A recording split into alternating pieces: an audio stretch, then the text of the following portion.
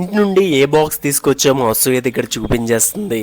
Box అయితే ఇలా మేము క్యారేజ్ బాక్స్ లో పెట్టేసి తీసుకొస్తాం అనమాట. కవర్ ఎందుకు కడతామని అంటే మొత్తం ఒలిగిపోతుందని కవర్ అయితే కట్టేస్తాం. అసూ ఎగ్జైట్మెంట్ తో చేస్తుంది. అయినా ఈరోజు సాటర్డే లేండి, నాన్ వెజ్ కర్రీస్ ఏవి కూడా ఉండవు. ఏమో నాన్ వెజ్ కర్రీస్ ఉంటాయేమో అని కుతూహలతో ఒక్కసారి ఓపెన్ చేసింది. లాస్ట్ కి షాక్ అయిపోయింది అనమాట. పాలకూర పప్పు అయితే పెట్టింది మా అమ్మ. దగ్గరికి కూరలాగా చేసేస్తుంది. ఆ తర్వాత వంకాయ అనమాట. వంకాయ ఫ్రై నా ఫేవరెట్. అసుకైతే అస్సలు నచ్చదు, కానీ వెజిటేరియన్ అయితే అస్సలు తిందనమాట. ఓన్లీ నాన్ వెజ్ కర్రీస్ ఎక్కువ తింటది. అయినప్పటికీ టేస్ట్ అయితే చేస్తుంది, అది కూడా వీడియో కోసం.